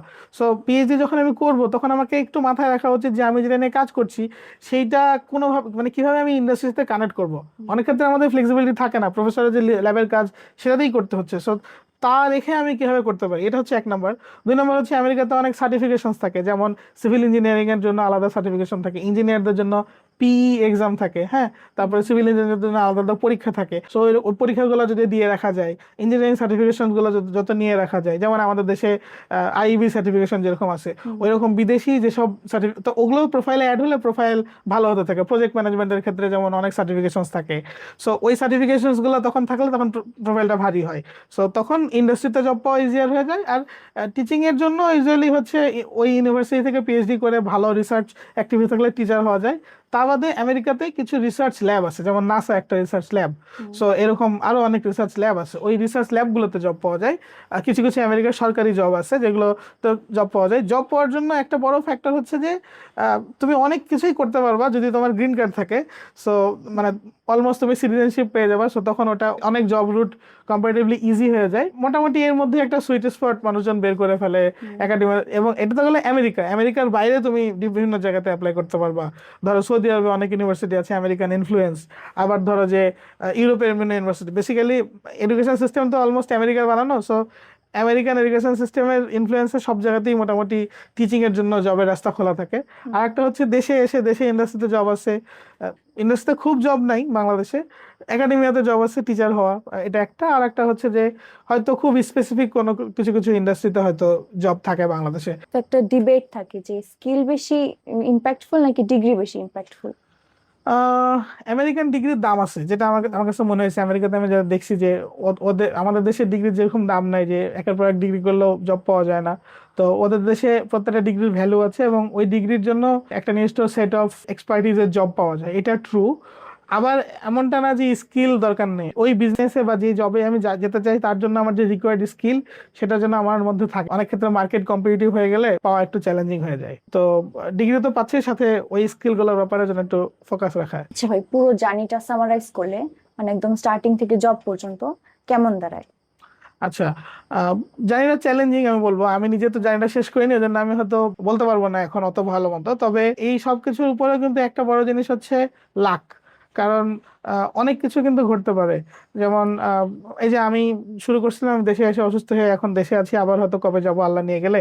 আবার হচ্ছে এরকম অনেক মানুষকে আমি দেখেছি যে ভিসা এক্সপায়ার হয়ে গেছে বা দেশে এসে ভিসা রিনিউ করতে গেছে, পরে তার ভিসা আর রিনিউ করে দেয়নি, আগের ভিসা রিজেক্ট করে দিয়েছে, তার 3 বছরের কাজ হয়তো শেষ। অনেক জায়গাতে অনেককে দেখেছি যে 8 বছর ধরে ওরা পিএইচডি করে যাচ্ছে, প্রফেসর ল্যাব থেকে ছাড়ে না। তো এরকম কিছু কিছু ব্যাপার থাকে, মানে খুব ডিপ্রেসিং কিছু কিছু ব্যাপার থাকে। এবং এই পুরো জিনিসটা না মানে অনেকটা আনসার্টেন। সো লাইফের কতটুকু রিস্ক আমি নিব, কতটুকু রিস্ক আমি নিব না, এটা না হলে আসলে কি হতে পারে, হলে কি হতে পারে, অনেক কিছু মাথায় রেখে যাওয়া উচিত। পিএইচডি একটা বড় একটা কমিটমেন্ট। ভালো কেসও আছে, এরকম রেয়ার কেসও আছে। আর কিছু কিছু বিষয় হচ্ছে যে প্রফেসর চুজ করার ব্যাপারে শুরু থেকে কিছু কিছু ব্যাপার মাথায় রাখা উচিত। এমনটা করা উচিত না যে আমাকে যাইতেই হবে, আমার একটাই চান্স, ওই প্রফেসরটা অতটা ভালো না, মানে ও দেখবো না বা পাইলাম চলে গেলাম, এরকম না হয় একটু যাচাই বাছাই করে যাওয়া উচিত। আসলে অ্যান্সারটা একটু রেসিস্ট হয়ে যাবে, তারপর আমার মনে হয় বলা উচিত যে কিছু কিছু দেশের কিছু কিছু প্রফেসররা আছে ভালো না। যেমন চাইনিজ কিছু সিনিয়র প্রফেসররা আছে, তাদের কালচার খুব একটা ভালো না, খুব অনেক খাটায়, শাউট করে, অনেক স্টুডেন্ট অনেক ডিপ্রেশনে থাকে। তো এত বাজেভাবে কথাবার্তা বললে যখন মানে ছাত্ররা ডিপ্রেসড হয়ে যায়, সুসাইড করে ফেলবে, এরকম মানসিকতা হয়। আবার কিছু অ্যারাবিয়ান প্রফেসর আছে, এদের অ্যাপ্রোচ ভালো না, মোটামুটি কামলা খাটানোর মতো ট্রিট করে। এবং এটা আমার একার এক্সপিরিয়েন্স না, আমি এরকম অনেকের এক্সপিরিয়েন্স, একদম জেনারিক্যালি আমি বললাম যে এটা মাথায় রাখা উচিত। বাংলাদেশের সব প্রফেসর কিন্তু ভালো না। মানে আমাদের তো কালচারাল কিছু প্রবলেম আছে, তাই না?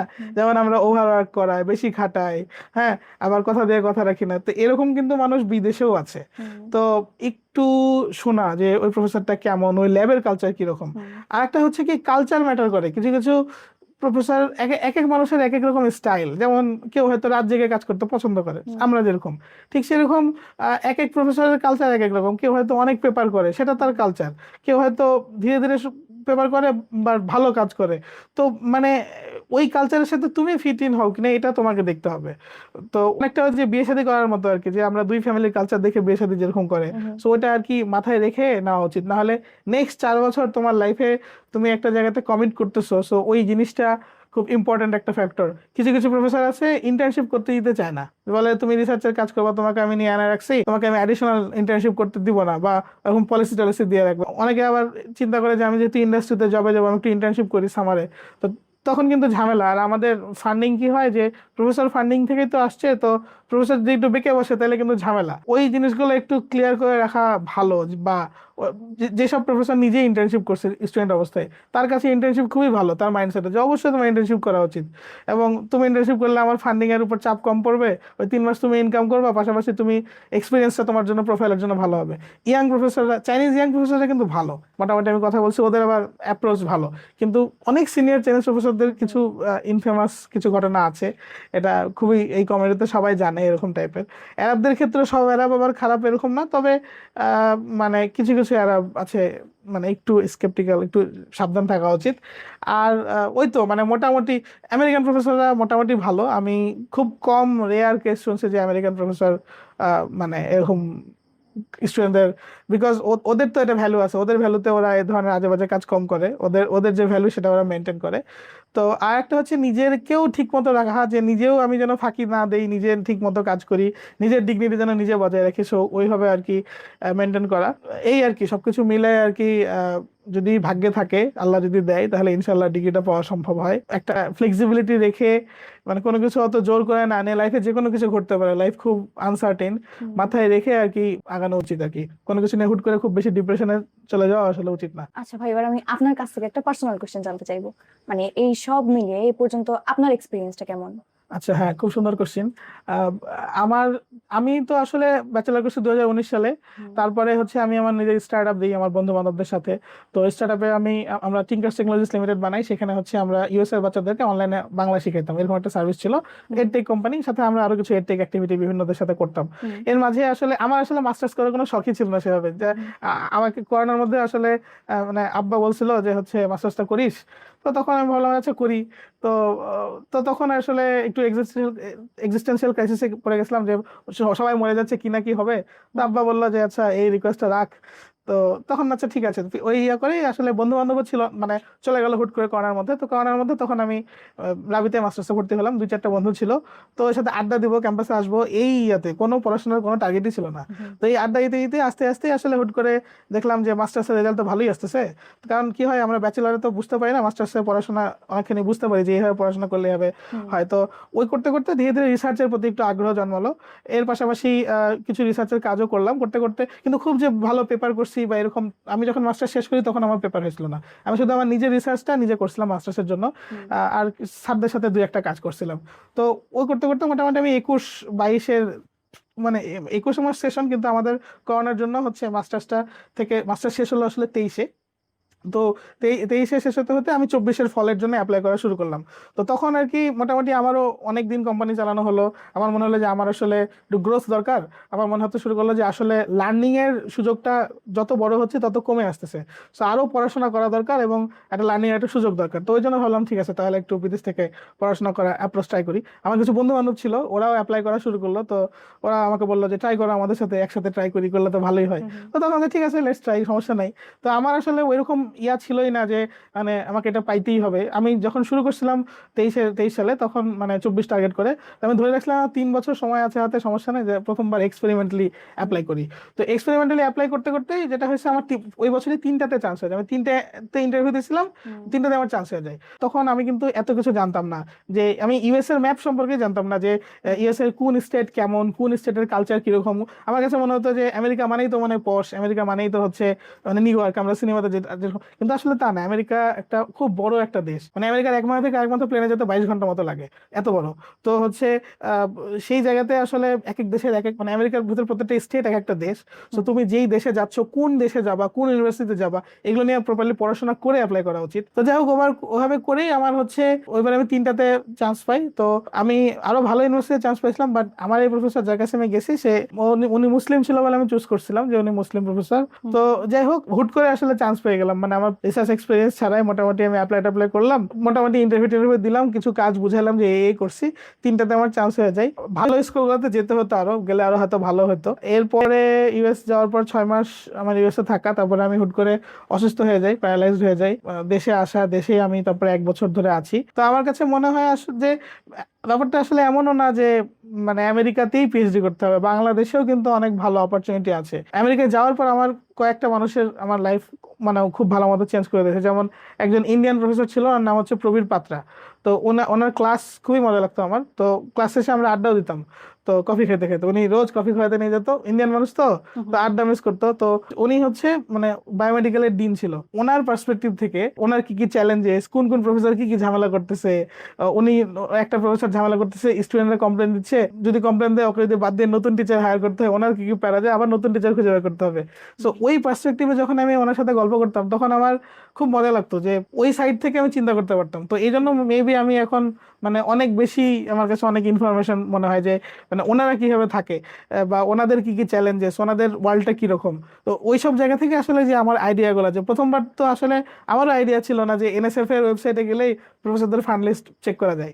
তো এইগুলো কিন্তু আমি পরে বসছি যে আসলে ওই কালচারটা কিরকম। এই আইডিয়াগুলো যদি আমাকে কেউ আগে থেকে গাইড করতো আমার জন্য ভালো হতো। আমি বাসা ভাড়ার জন্য আমি মোটামুটি 5 লাখ টাকার মতো নিয়ে গেছিলাম, মানে গাড়ি টাড়ি কিনা সবকিছু প্ল্যান করে, কিন্তু আমার গাড়ি কিনাই হয় নাই, এবং আমার বাসা ভাড়াতেই আমি হচ্ছে ওই টাকাটা লস খেয়েছি। যাওয়ার পরে প্রথমে একটা বাসায় উঠছি, অনলাইনে একটা বাসা ভাড়া ঠিক করছি, সে বাসাটা ঠিক করার পরে যে দেখি বাসাটা ভালো না, বাসা থেকে পানি লিক করতেছে, বা আশেপাশে সব মানে গাঁজাখোর মানুষজন ঘুরে বেড়াচ্ছে।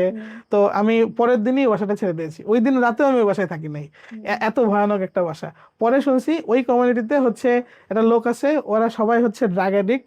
তো ওদের একটা হাসপাতাল আছে, ওই হাসপাতালে হচ্ছে ওদের চিকিৎসা করে, আর বাকি টাইম অ্যাডিক্টদেরকে ওই বাসায় ওদের ওই নিজস্ব হাউজিং এ রাখে, রেখে হচ্ছে ওদের কাছে ওষুধ বেচে। সো এরকম ব্যবসা, মানে মাল্টিপল ব্যবসা আর কি। তো এইরকম ব্যাপারে তুমি একজন স্টুডেন্ট হিসেবে তুমি সচেতন থাকতে মানে তোমার জন্য খুবই চ্যালেঞ্জিং। এই যে আমরা যে ঘটনাগুলো দেখি এগুলো খুবই রিয়েলিস্টিক। তুমি একটা শেয়ার্ড অ্যাপার্টমেন্টে উঠবা, শেয়ার্ড অ্যাপার্টমেন্টে মাল্টিপল টাইপের মানুষজন থাকে, ওখানে যাওয়ার পর দেখবা যে অদ্ভুত অদ্ভুত মানুষজন, আমেরিকাতে টাকা দিয়ে সবকিছু হয়ে যায় এরকম টাইপের। তো তোমাকে খুবই সচেতন থাকতে হবে এসব ব্যাপারে। তোমার আশেপাশে কে থাকতেছে, দেখবা যে হোমলেস কাকে ঘরের মধ্যে নিয়ে এনে রেখে দিতেছে, তোমার ঘর থেকে কিছু চুরি হয়ে যেতে পারে। আমাদের দেশে একটা কি মনে হয় যে বিদেশে মানেই মনে হয় কোনো সমস্যা নেই, বিদেশে অনেক সমস্যা আছে। বিদেশিদের কালচারে অ্যাডাপ্ট করে, বিদেশিদের লাইফের সাথে অ্যালাইন করে তোমাকে ওদের মতো করে চিন্তা করতে হবে। তো পরের বার আবার লিজ ভাঙলাম, পরের যে বাসাটা উঠলাম ও বাসাটায় এসির প্রবলেম ছিল, আর অনেক বেশি ভাড়া নিত, সাথে অ্যাডিশনাল অনেক হিডেন কস্ট ছিল।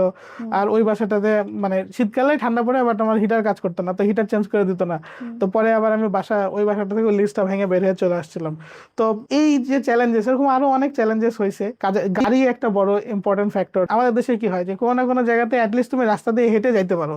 ইউএসএ তে কিন্তু এমন এমন রাস্তা আছে, সেই রাস্তাতে তুমি হাঁটতেও পারবে না, ওই রাস্তায় শুধু গাড়ি চলে। সো তোমাকে ওই গাড়ি নিয়ে যেতে হবে, নাহলে উবার ভাড়া করে যেতে হবে। উবার কিন্তু বাংলাদেশের মতো এত অ্যাভেলেবল না, কস্টলি অনেক। তারপরে হচ্ছে আমরা কি করি, আমরা সারাদিন ধরে বাজার করি, বাজার যাই, সব দেখে দেখে চেক করে করে নিয়ে আসি। আমেরিকাতে কি হয়, মানুষজন অনলাইনে অর্ডার করে, যত ফাস্ট অর্ডার করা যায়। তো তুমি যদি ধরো বাজারে যেয়ে সারাদিন ধরে বাজার করতে হবে, তোমার অন্য কোনো কাজ হবে না।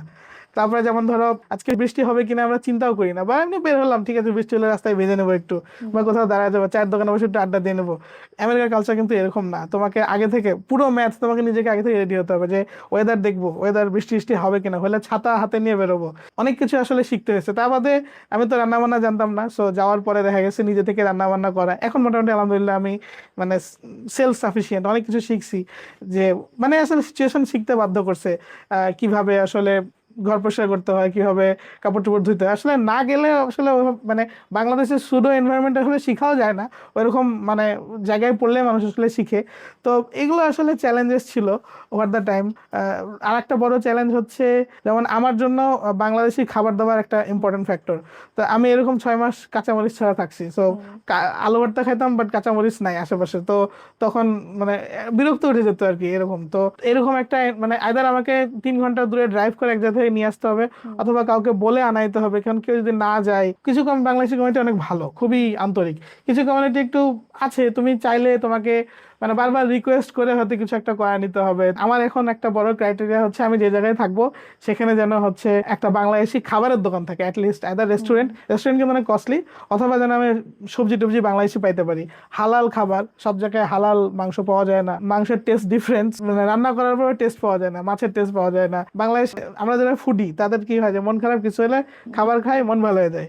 তো তোমার মন খারাপ, যে খাবার খেতে গেলাম দেখা যাচ্ছে খাবারও খারাপ, টেস্ট পাচ্ছি না। তো এইরকম অনেক এক্সপিরিয়েন্স হয়েছে আর কি। তো এগুলো আসলে সবাইকেই কম বেশি ফেস করতে হয়, এগুলো সবারই আসলে গল্প। কেউ হয়তো শেয়ার করে, কেউ শেয়ার করে না। একটা মজার এক্সাম্পল দিই। একদিন কি হলো যে আমার হচ্ছে পায়ের নখে একটু কুনি হয়েছিল, যার জন্য পা দিয়ে রক্ত পড়তেছিল। তো আমি ভাবলাম যে একটু ডাক্তার দেখাই, হাঁটতে সমস্যা হচ্ছে। তো আমি তো জানতাম না, আমি হচ্ছে তো আমেরিকাতে ডাক্তারের কিন্তু শিডিউল করতে হয় আগে থেকে, ডাক্তারের শিডিউল নিয়ে রেখে ডাক্তার কাছে যাইতে হয়। তো আমি শুনছি যে এরকম যে ডাক্তার কাছে গিয়ে যে হচ্ছে মানে আমার হেলথ ইন্স্যুরেন্স যেহেতু আছে, হেলথ ইন্স্যুরেন্স কভার করবে, সাথে হয়তো মানে 20% আমাকে দিতে হয়, এরকম টাইপের। তো যাওয়ার পরে ওরা আমাকে ইউজুয়ালি ইমার্জেন্সি বলে একটা জায়গা আছে, ইআর বলে, ইমার্জেন্সি রেসপন্স। তো আমাদের বাংলাদেশে কি, আমাদের কোনো একটা যদি আমার ডাক্তার কাছে যেতে হয়, এখনই আমার যদি ট্রিটমেন্ট লাগে আমি কই যাবো, আমি ইমার্জেন্সিতে যাবো, তাই না? বাংলাদেশের মেডিকেল গুলোর যে ইমার্জেন্সি থাকে। সো ইমার্জেন্সিতে আমি গেছি, যাওয়ার পরে ওরা আমি বলছি আমার পায়ে প্রবলেম, ওরা আমার জ্বর মাপে, হাত পা মাপে, প্রেশার মাপে, এত কিছু মাপার পরে লাস্টে একজনের কাছে ফরওয়ার্ড করে বললো এটা তো ইমার্জেন্সিতে কিন্তু অনেক খরচ হবে ডাক্তার দেখালে। ও কিন্তু আমার প্রেশার টেস্ট সব মেপে নিছে, হ্যাঁ, বেসিক যে একজন ডাক্তার আমাদের দেশে চোখ দেখানোর মতো প্রথমে চোখ টেস্ট করে না, ওরকম টাইপের। আমি বললাম কত খরচ হবে? বললো যে $500 প্লাস। আমি বললাম না না, আমার কাছে এত টাকা নাই, আমি তো হচ্ছে দিতে পারবো না। তো আমি বলে এটলে চলে আসছি যে আমার ডাক্তার দেখাবো না। 1 মাস পর আমার কাছে বিল পাঠাইছে $150। আমি কিন্তু ট্রিটমেন্ট করাইনি, আমি কিন্তু মানে টাকা নাই, টাকা দিব না, $500 দাও মানে কি, এটা 1 মাসের বাসা ভাড়া, এক রুমের বাসা ভাড়া দেওয়ার মতো সমান। আমি পায়ের কষ্ট নিয়ে কিন্তু থাকছি 1 মাস, ঠিক আছে, ডাক্তার দেখাতে পারিনি। পাশাপাশি কিন্তু হচ্ছে আমি তারপরে আমার $150 একটা বিল পাঠাইছে যে ওই যে প্রেশার টেশার মাপার জন্য, হ্যাঁ। তো তারপরে আমি ওই রাগ করে মেলা মারামারি করছি, ওদেরকে টাকাটা আমি দিবই না, এরকম টাইপের। আমি এখনো এই টাকাটা দিই নাই, তবে মানে কালেকশন এজেন্সিতে চলে গেছে, আমাকে হয়তো দিতে হবে। বা তুমি চাইলে ওই ইউনিভার্সিটি থেকে বা হচ্ছে ওদের কাছে কিছু প্ল্যান আছে যে আমি গরিব, সো আমার এই টাকাটা ওয়েভ করে দেওয়া হোক, ওরকম রিকোয়েস্ট করলে অনেক ক্ষেত্রে ভেঙে টেঙে দেয়। তো এটা কি হয়েছে আমি আসলে জানতাম না। ইমার্জেন্সি কে বলে ইমার্জেন্সি রিকোয়েস্ট না কি জানি বলে, ইয়ার। সো তুমি ইয়ারে যেতে পারবে না, তুমি মেড এক্সপ্রেসে যেতে পারবে। মেড এক্সপ্রেস হচ্ছে এরকম ছোটখাটো কাজের জন্য ছোট একটা থার্ড পার্টি একটা দোকানের মতো, ওদের কাছে গেলে 20 টাকাতে ওরা এই ধরনের কাজকর্ম করে দেয়। তো এটা তো ধরো মানে আমি জানতাম না, এরকম অনেক কিছু আসলে ধরা খেয়ে খেয়ে শিখতে হয়। আরো অনেক মজার মজার বুদ্ধি আছে, যেমন হচ্ছে যে আমেরিকার ভালো ভালো দিকগুলো বলে, এখন খারাপ কথা অনেকগুলো বললাম। যে কোনো প্রোডাক্ট রিটার্ন দেওয়া যায় 16 দিনের মধ্যে, কিছু কিছু প্রোডাক্টের ক্ষেত্রে 45 দিনের মধ্যে রিটার্ন দেওয়া যায়। তো আমি প্রথম দিন হচ্ছে ম্যাট্রেস কিনছিলাম, ফোম, হ্যাঁ, ফোমের ম্যাট্রেসটা কেনার পরেও শান্তি লাগতো না, ম্যাট্রেসটা ভালো ছিল না। ম্যাট্রেসটা আমি 10-15 দিন ইউজ করছি, ইউজ করার পরে আমি দেশ থেকে একটা তোষক আমাকে কুরিয়ার করে পাঠিয়ে দিয়েছিল ছোট। তো ওটা নেওয়ার পরে হচ্ছে আমার মনে হয় যে এটা দরকার নেই। তো আমি দেখলাম যে ওটা এখনো রিটার্ন দেওয়া যায়, রিটার্ন দিলে টাকা আসে। তো আমি একদিন গাড়িতে করে ওটা নিয়ে গেলাম, যে একদম ময়লা ম্যাট্রেস, সাদা ম্যাট্রেস কালো হয়ে গেছে, এরকম একটা অবস্থা। যে ওদেরকে দিয়ে বললাম যে আমার এটা বাসায় রাখার আর জায়গা নাই, আমাকে এটা এখন রিটার্ন দেন। তো এরকম লিটারালি কিন্তু অনেক কিছু রিটার্ন পলিসির মধ্যে রিটার্ন দেওয়া যায়। কেন দেওয়া যায়? কারণ হচ্ছে যে ওদের দেশে কাস্টমার প্রায়োরিটি অনেক বেশি ইম্পর্টেন্ট, কারণ কয়েকটা কোম্পানি হচ্ছে এসব ব্র্যান্ডগুলো চালায়। সো ওরা কখনো কোনো কাস্টমার হারাইতে চায় না। তুমি পলিসি থেকে যদি ঠিক মতো কিছু চাও, ও তোমাকে দিতে বাধ্য। আরেকটা হচ্ছে যে আমেরিকাতে অনেক কিছুই অনেকে জানে না, তোমার অনেক কিছু অনেককে এডুকেট করে জানাইতে হয়। ধরো তুমি একটা জিনিস জানো যে এটা পলিসিতে আছে, তুমি অনলাইনে দেখলা, ওই এমপ্লয়িটা জানে না, তোমার শিওর হতে হবে, শিওর হয়ে যে ওকে বলতে হবে দেখো দিস ইজ দ্য রুলস, এটা এত নম্বর আছে, তুমি তোমার রুল বুকে যাও, এখানে দেখো, দেখে এটা করো, তারপরে হচ্ছে এটা হবে। তো দরকার হলে তুমি উপরে ফোন দাও। এরকম অনেক কিছু তোমাকে যুদ্ধ করে ওকে শিখাই টিখাই বকাঝকা দিয়ে তোমাকে ওটা অ্যাচিভ করতে হবে। আমার কাছে মনে হয়েছে যে কালেকটিভ ইন্টেলিজেন্সের জায়গাতে ইকিউ নাই, মানে আমাদের দেশে মানুষের ইকিউ অনেক বেশি। আমরা অনেক এ ধরনের একটা কম্পিটিটিভ এনভায়রনমেন্টে থাকি, যেখানে আমাদের সবসময় মানে সিচুয়েশনালি অ্যাওয়ার্ড থাকা লাগে যে আশেপাশে ছিনতাইকারী আছে কিনা, কেউ আমার সঙ্গে চিট করতেছে কিনা। তো ওরা তো আসলে এত এক্সপিরিয়েন্স পায় না। তবে মানুষ ভালো, খারাপ না, মানে আমি খারাপ মানুষ কমই দেখছি আসলে। তো আহ, এই তো মোটামুটি অনেক এক্সপিরিয়েন্স পাওয়া যায়, একটা পার্সপেক্টিভ পাওয়া যায়। যেতে পারলে অবভিয়াসলি ভালো, লাকের একটা বিষয় আছে। তো এইভাবে আর কি চলছে জীবন। সবাই আমার জন্য দোয়া রাখবে, এই আর কি। ভাই রিসেন্টলি একটি মর্মান্তিক ঘটনা আমরা দেখেছি, যে বাংলাদেশি দুজন পিএইচডি স্টুডেন্ট আমেরিকায়, খুব মর্মান্তিক একটা ঘটনা ঘটেছে তাদের সাথে। তো এখন ইন্টারন্যাশনাল স্টুডেন্টদের জন্য আমেরিকা আসলে কেমন? এটা আসলে খুব আনফরচুনেট। আমিও কাইন্ড অফ একটু ট্রমাটাইজড এই ঘটনাটা নিয়ে। তো আসলে ওই যে বললাম যে অনেকগুলো ফ্যাক্টর আসলে মাথায় রাখা দরকার। এখানে কিছু কিছু পলিটিক্যাল ব্যাপার থাকে, কোন দল আমেরিকাতে আছে, তারা কি কি পলিসি রাখতেছে। ওর ওর ফলে হয় কি যে আমেরিকা এক এক সময় এক এক রকম হয়ে যায়। ইভেন যে 9/11-এর আগে আমেরিকা অনেক সুন্দর নাকি ছিল, অনেক সিনিয়র সিটিজেন যারা গল্প করছে যে তখন আমেরিকান মানুষজন এত আন্তরিক ছিল। মানে তখন আসলে এই ধরনের যে ইসলামোফোবস বা এই জিনিসগুলো ছিল না। তারপরে হচ্ছে একটা নতুন ন্যারেটিভ চলে আসে যে মুসলিমদের থেকে একটু এড়িয়ে চলো, বা মানে ওরা ভালো না, এরকম টাইপের একটা কালচার চলে আসে। তো মানে পলিটিক্যাল ন্যারেটিভটা কিন্তু একটা ইম্পর্টেন্ট ফ্যাক্টর আমার কাছে মনে হয় যে আহ, মানে ওই দেশে তখন ইকোনমিক্যাল কি ধরনের অবস্থা চলছে, মানুষজনের মেন্টাল কি ধরনের অবস্থা চলছে। তো আমরা ওই ধরনের ঘটনা কিছু ঘটে যতটুকু পারা যায় সচেতন থাকা। আমি জানি এটা অনেক চ্যালেঞ্জিং, ওই জন্যই আমার এতগুলো কথা এত ফোকাস করে বলা বা এই ধরনের পডকাস্টে আসা। আহ, কারণ হচ্ছে যে এই যে আমি রুমমেট যে সিলেক্ট করব বা আমি যে শেয়ার অ্যাপার্টমেন্টটা সিলেক্ট করব সেটা যেন আমার ঠিক মতো হয়। বাংলাদেশে তো আমরা দেখা যায় যে যে কোনো জায়গাতে হুটহাট চলে যাচ্ছি, ঘুরে বেড়াচ্ছি, কিন্তু আসলে বাইরের দেশে এই বিষয়গুলো মাথায় রাখা উচিত যে কোনো একটা এলাকা আসলে কতটুকু সেফ, ওখানে যে আমি যাব কোন সময়ে যাব, রাত্রেবেলা। আর যদিও বলে যে বিদেশে সবকিছু সেফ, কিন্তু আসলে রাত্রেবেলা ভাবে ঘুরে বেড়ানো উচিত না একটা টাইমের পরে। তারপরে হচ্ছে গ্যাস স্টেশনের জব, রাত্রে যে ডিউটি অনেকে নেয়, মানে মেন কাহিনী হচ্ছে যেসব জায়গাতে আমার রিস্ক থাকতে পারে সেসবে যত কম যাওয়া যায়। তো বিদেশে যাওয়ার পর আমরা ভেবে বসি যে হয়তো অনেক কিছু সেফ, ঠিক একইভাবে মানে ওই ব্যাপারগুলোকে মাথায় রেখে একটু কনসার্ন থাকা আর কি। তারপরেও আসলে যা ঘটেছে সেটা খুবই আনফরচুনেট। এখানে আসলে আই ডোন্ট নো ওনাদের আসলে করার কিছু ছিল কিনা। পুরো পৃথিবীতে এই ধরনের মানে ক্রাইম রেট আছে, সব দেশেই। তুমি যে দেশে যাচ্ছ, যে ইউনিভার্সিটিতে যাচ্ছ, সেই এলাকার ক্রাইম রেট কত সার্চ দিয়ে দেখতে পারো, মোটামুটি সেফ একটা জায়গায় যেতে পারো। আবার অনেকে এগুলোর মধ্যে থেকে যায়, মেনটেন করে ফেলে। এত এত কিছু মেনটেন করতে যে অনেক সময় পায় না, হয়তো একটু চিপ, বাসা ভাড়া একটু চিপ, কিন্তু নেবারহুডটা ভালো না। আবার সবসময় যে টাকা পয়সা বাঁচানোর চিন্তা করা উচিত তাও না, মানে মানুষের লাইফের ভ্যালু সবচেয়ে বেশি ইম্পর্টেন্ট, মানে জীবনের থেকে তো টাকার দাম বেশি না, তাই না? তো এই সব কিছু মাথায় রেখে একটা সুইট স্পটে নিজেকে নিয়ে আসতে হবে আর কি, যে এইভাবে এটা করব। তো ওভার দ্য টাইম মানুষজন সবাই ম্যানেজ করে ফেলে, বা হচ্ছে যে আহ, সবাই ভুল করে করে শিখে আর কি। তো আমি নিজেও অনেক ভুল করছি। তো ভুলের জন্য একটা জায়গা খোলা রাখা উচিত, নিজেকেও ক্ষমা করতে শেখা উচিত। এটা একটা বড় বিষয়। তো আশা করি সবার জার্নি ভালো হবে, সবাই মোটামুটি আহ, একটু মেনটেন করে হিসাব করে চলতে পারবে। তো নিজেকে যদি যত বেশি আর কি মানে সংযত রেখে ম্যানেজ করে চলা যায় আর কি। আচ্ছা ভাই, এবার আপনার থেকে জানতে চাইবো যে বাংলাদেশি স্টুডেন্টের জন্য, যারা উচ্চশিক্ষায় আগ্রহী, তাদের জন্য আপনার মত থেকে কোনো কথা আছে কিনা? আচ্ছা, হ্যাঁ, সুন্দর প্রশ্ন। শেষ কথা বলতে গেলে আসলে একটা কথাই বলবো যে এত কিছু বলার পরেও আসলে বিদেশে পড়তে যাওয়াটা একটা লাকের বিষয়। এবং অনেক ছোট ছোট ছোট ভ্যারিয়েবল থাকে, যে ভ্যারিয়েবলগুলো যদি আসলে কোনো একটা ভুলভাল হয়ে যায় তাহলে হয়তো তোমার যাওয়া হতেও পারে, নাও পারে। তো সবকিছুকে একদম মানে নিজের উপর না নিয়ে, মানে ভাগ্যের উপরে চিন্তা করে নিজের বেস্টটা দেওয়া, বাকিটা আল্লাহ ভরসা, এটা একটা। আর মানে যাইতে না পারলেও যে জীবন শেষ হয়ে যাবে তা না, যার রিজিকে যা আছে সেটা সে পাবে ইনশাল্লাহ। হ্যাঁ। সো ওইভাবে নিজেকে মেন্টালি প্রিপেয়ার্ড রেখে আসলে অ্যাপ্লাই করা। আসলে বিদেশে যারা থাকে অনেক ব্যস্ত, মানে ব্যাপারটা এমন না যে ওদের ভাব বেশি হয়ে যায় বা পাত্তা দেয় না, কিন্তু আসলে সবাই ব্যস্ত থাকে। তো সো অনেকে অনেকে হয়তো জুনিয়রদের হিসেবে হেল্প করতে পারে না, অনেকে করে। তো এমনিতে পার্সোনালি কেউ যদি আমার কাছে রিচ করে, আমি তাকে হেল্প করার ট্রাই করি, গাইড করার ট্রাই করি। তারাও যখন এক জায়গায় যাবে, একটা পর্যায়ে যাবে, তারাও যেন জুনিয়রদের হেল্প করে, আরো ভালো রিসার্চার বাংলাদেশে তৈরি করতে পারি। আর একটা বড় বিষয় হচ্ছে আমাদের বাংলাদেশে অনেক রিসার্চার দরকার। আমাদের বাংলাদেশে অনেক প্রবলেম। রিসার্চাররা যদি ট্রু রিসার্চ করে তাহলে আসলে আমার বিশ্বাস যে ফিউচারে বাংলাদেশ আরো সুন্দর একটা দেশ হবে। কারণ আমরা যারা রিসার্চ করি আমরা অনেক ট্যালেন্টেড, অনেক মানুষজন, মানে আমি নিজের জন্য বলছি না, মানে রিসার্চাররা এত কিছু পড়াশোনা করে, এত জানে, তারা অনেক অ্যাঙ্গেল থেকে অনেক কিছু করতে পারে। সো তাদের রিসার্চ যদি, মানে আমি চায়নাতে যেমন দেখেছি যে চাইনিজরা কিন্তু প্রথমে ওইরকম আমেরিকায় আসছে, আমেরিকায় পড়াশোনা করছে, এখন কিন্তু চাইনিজরা আমেরিকায় আসে পড়াশোনা করে সবাই চায়নায় চলে যায়। তো আমরাও যদি এরকম করতে পারি কোনো একদিন, যে আমাদের ওই কালেকটিভ যে আউটপুটটা যদি আমরা দেশে আমরা দিতে পারি, তাহলে হয়তো আমাদের দেশ আরো অনেক সুন্দর হবে একদিন ইনশাল্লাহ। তো এই আর কি, আহ, সবাই ভালো কিছু করার ট্রাই করুক, দেশের জন্য কাজ করার ট্রাই করুক। আর এন্ড অফ দ্য ডে সবকিছু আসলে ভাগ্যের উপর, আল্লাহ ভরসা। সবাই আমার জন্য যেন দোয়া করে, এটাই।